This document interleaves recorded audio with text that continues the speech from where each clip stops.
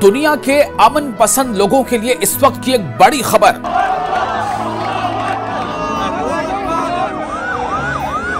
जी हां, चाहे दुनिया के किसी भी हिस्से में कोई रहता हो, लेकिन अगर वो अमन पसंद है तो उसके लिए बेशक ये बहुत बड़ी खबर है।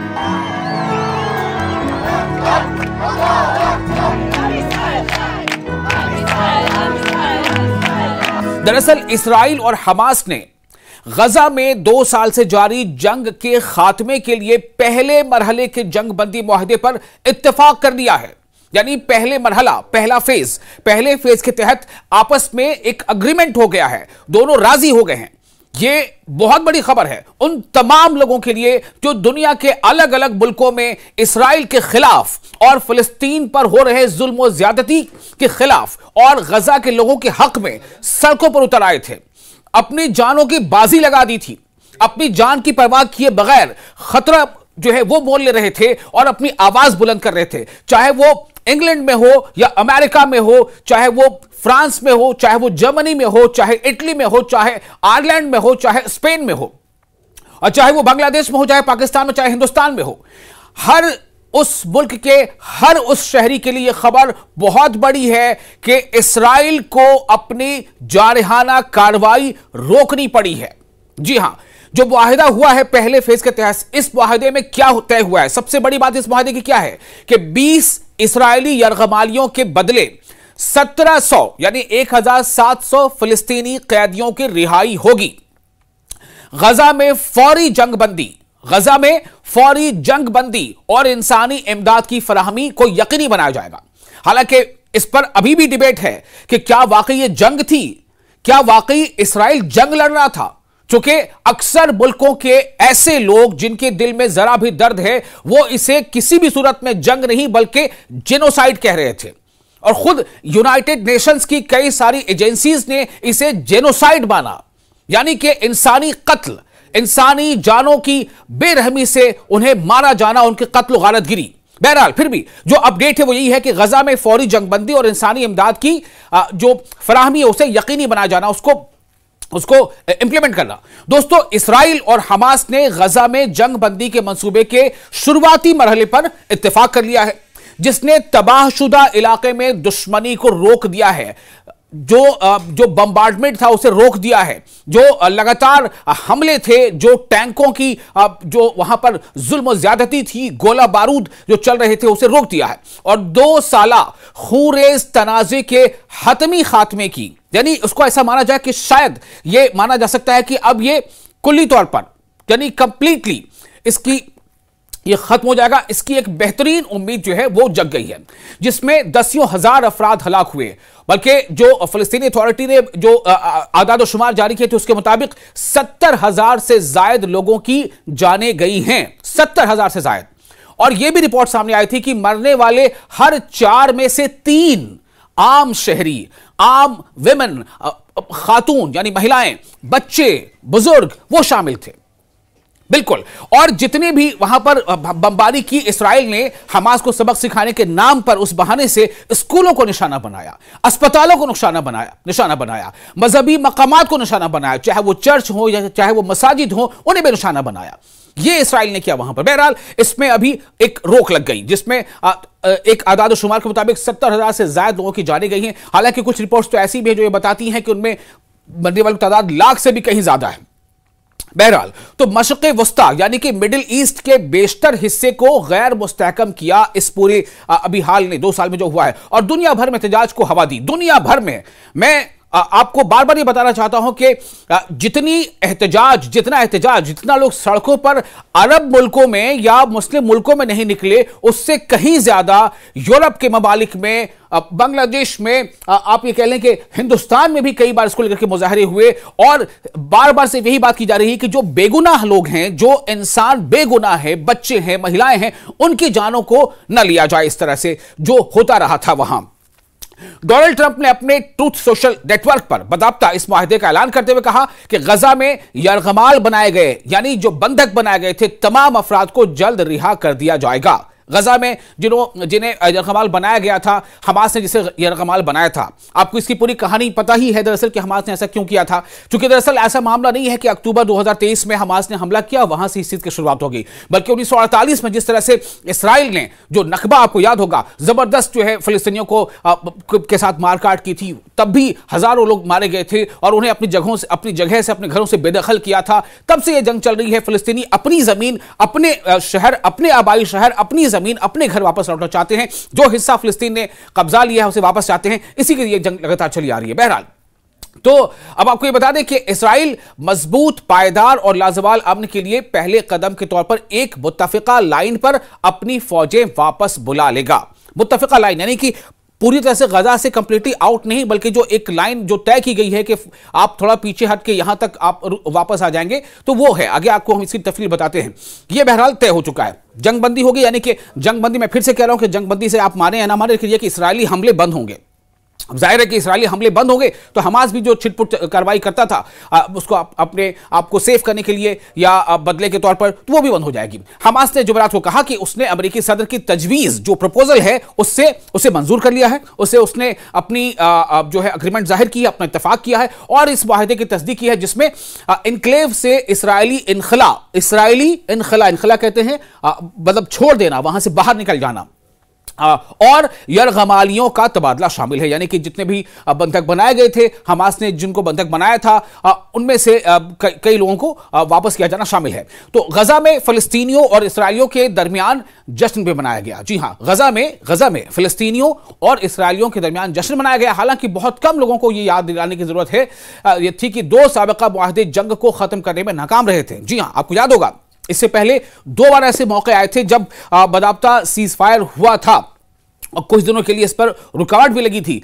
लेकिन फिर से वो सीज फायर का वायलेशन हुआ और इसराइल ने जो है बमबारी शुरू कर दी, लगातार हमले शुरू कर दिए। हमास का ये कहना रहा कि इसराइल ने जो है ऐसा किया है। इसराइल ने कहा कि हमास जो है वो बातें नहीं मान रहा है, जबकि हमास बार बार ये कह रहा था कि दरअसल इसराइल चाहता ही नहीं है कि जंगबंदी हो और इसराइल का अपना एक मकसद है, वो चाहता है कि पूरी तरह से गजा को इंसानों से खाली करा दिया जाए। बहरहाल आगे बढ़ते हैं।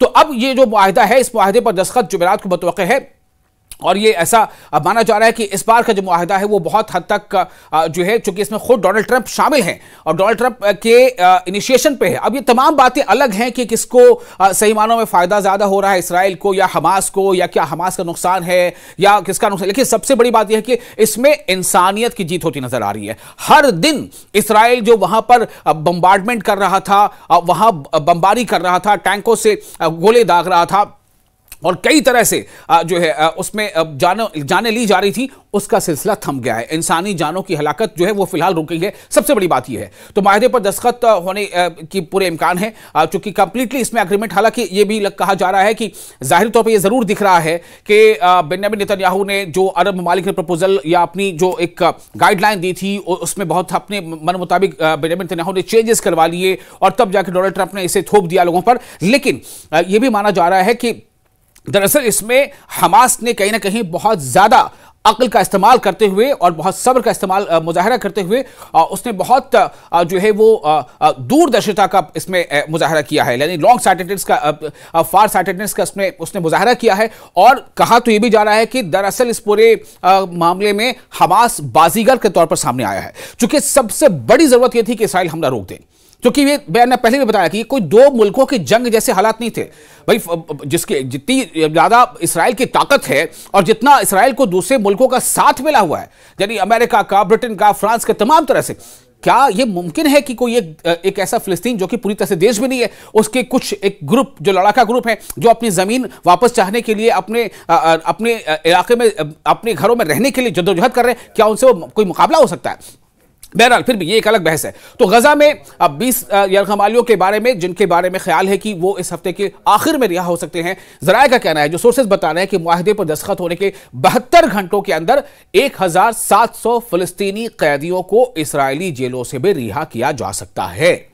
अभी भी क्यों इतनी तरह से बात की जाती है कि जा सकता है, हो जाएगा, क्योंकि अब कोई ठीक नहीं कि कब क्या हो जाए। क्योंकि इसके पहले 2 बार सीज फायर का बातचीत तय हो गई और उसके बाद फिर इसराइल ने जो है कोई ना कोई बहाना करके उस मामले से उसको डिरेल किया। बार वो ये कहता रहा कि हमास बातें नहीं मान रहे। हमास से कहना था कि जब कोई एग्रीमेंट होता तो एक तरफा नहीं हो सकता, कि आप सिर्फ आपकी मर्जी चलेगी, ऐसा नहीं हो सकता। बेशक हम कमजोर पड़ रहे हैं लेकिन हम अपने इरादे में कमजोर नहीं है। तो वजह यह रही कि वो डिरेल होता रहा। तो हमास ने ट्रंप और जामिन रियासतों से, यानी जो गारंटर, जो कंट्रीज हैं जो गारंटर बने इसकी, उनसे मुतालबा किया है कि इसराइल जंग बंदी पर मुकम्मल अमल दरामद को यकीनी बनाए। यानी कि इसराइल, इस बात के लिए इसराइल पर दबाव बनाया जाए कि वो वाकई हमले रोक दे, वो हमला रोके और रोका ही रहे, मतलब इस पर दबाव बनाया जाए। ट्रंप से उन्होंने कहा है हमास से, और साथ ही ये भी, चूंकि हमास के बार बार कहना है कि कहीं ना कहीं इसराइल इसमें जो है वो हमेशा दोहरा रवैया अपनाता रहा है।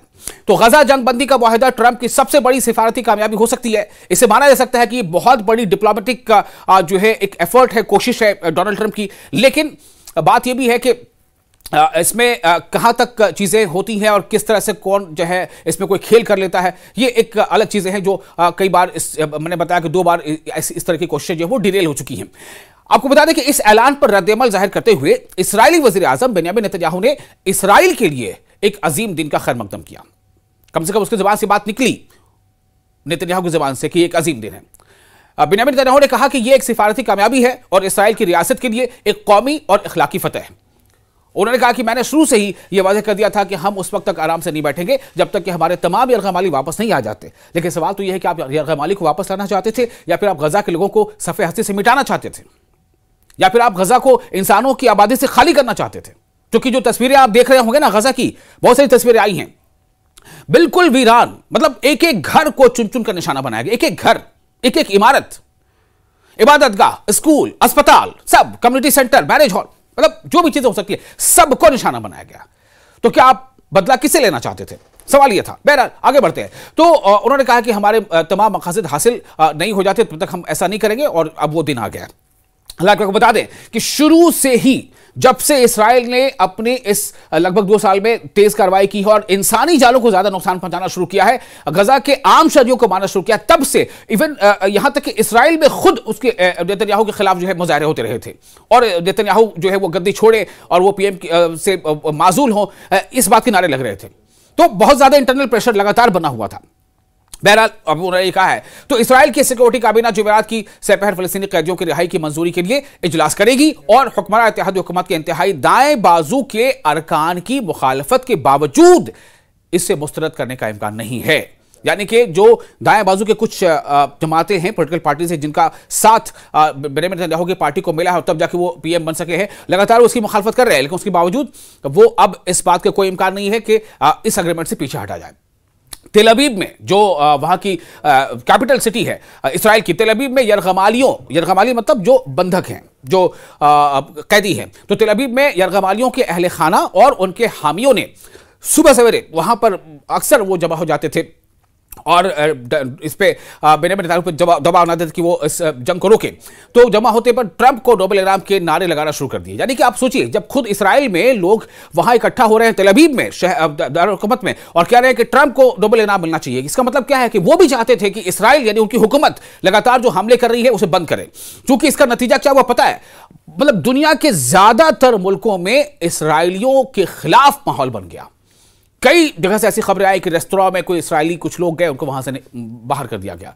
कई जगहों से ऐसी खबरें आई, कहीं से, कहीं ट्रेन में, कहीं सफर में, कहीं किसी पार्क में, कि उनको जो है कोई मारपीट की बात नहीं कर रहा हूं, लेकिन उनको डिसलाइक किया जाना, उनको ये बताया ना कि तुम लोग जो है तुम्हारे हाथ से खून से रंगे हुए हैं। तो ये जो एंटी इजरायली जो माहौल पूरे मुल्क में बनता जा रहा था, उसने इसराइलियों ने इस बात को महसूस किया और इसलिए वो लगातार दबाव बना रहे थे कि हमारी हुकूमत बंद करे हमला, क्योंकि ये जेनोसाइड है। इस तरह की बातें भी करने लगे कि स्टॉप जेनोसाइड। बहरहाल तो कुछ ने तो मतलब कई तरह से खुशियां मनाई, उनका अलग अलग अंदाज है, शैंपेन की बोतल खोलना, नारे लगाना वगैरह वगैरह। तो खुशी के आंसू रोते हुए भी कई खानदानों ने जो है वो इसका जश्न मनाया कि अब जो है ये इसराइली जो हमले बंद हो जाएंगे और जो उनके अपने जो कैदी हैं, जो उनके अपने बंधक हैं जो हमास के कब्जे में है, वो वापस आएंगे। खानदानों ने पहले रिहा होने वाले यरगमालियों को गले भी लगाया जब वहां पर तमाम जो लोग जमा हुए थे। उधर गजा के फिलिस्तीनियों ने इस खबर पर खुशी और बेएतमादी के मिले जुले रद्दअमल का इजहार किया। यानी कि खुशी तो उनमें है, लेकिन उनको कहीं ना कहीं ऐसा है कि वो धोखा देगा। उनके दिल में कहीं ना कहीं ये बात है कि इसराइल जो है या बेंयामिन नेतन्याहू जो है वो धोखा देंगे, तो इसलिए थोड़ा मिले जुला रद्दअमल था। खान यूनिस के जुनूबी शहर में अब्दुल मजीद अब रब्बू ने उन्होंने कहा, एक वहां पे शख्स है, उन्होंने कहा कि जंगबंदी, खूनरेजी और कत्ल गारत के खात्मे के लिए खुदा का शुक्र है। मैं अकेला खुश नहीं हूं, तमाम गजा के पट्टे खुश है, तमाम अरब लोग, तमाम दुनिया जंग बंदी और खूनरेजी के खात्मे से खुश है। लेकिन इस तरह की बातें गजा के लोग कर रहे हैं। ट्रंप ने जो कुछ कहा उसको अरब और मुस्लिम दुनिया, इसराइल और आसपास के तमाम अक़वाम के साथ साथ अमेरिका के लिए एक अजीम दिन करार दिया गया। तो इसमें चाहे जितने भी लोग हों, कतर है, मिस्र है, ये सालिस के तौर पर किरदार अदा करते रहे। सालिस मतलब मीडिएटर। कतर, मिस्र और तुर्की के सालिसों का शुक्रिया अदा करते हैं जिन्होंने इस तारीखी और बेमिसाल वाक़े को अंजाम देने के लिए हमारे साथ काम किया। खुश नसीब है अमन बनाने वाले जो लोग भी हैं, जिन्होंने अमन को प्रिवेल करने के लिए, यानी कि पीस को प्रिवेल करने के लिए अपनी कोशिश की है। उन तमाम लोगों को का शुक्रिया अदा किया। किसने? फ़लस्तीन के गजा के लोगों ने।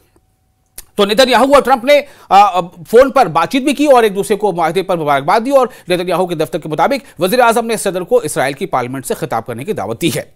यानी सब कुछ होने वाला है, इतना कुछ होने जा रहा है। और सबसे बड़ी बात, मैंने पहले ही बताया कि सबसे बड़ी बात यह है कि पूरे दुनिया में रहने वाले, चाहे वो किसी भी मजहब के लोग हों, किसी भी कास्ट, क्रीड, जबान, कल्चर, लेकिन अगर उनके अंदर इंसानियत है, उनके अंदर इंसानियत का जज्बा है, उनके अंदर इंसानियत के कत्ल को लेकर के एक दर्द है, तकलीफ है, तो उनके लिए वाकई एक खुशी का दिन है।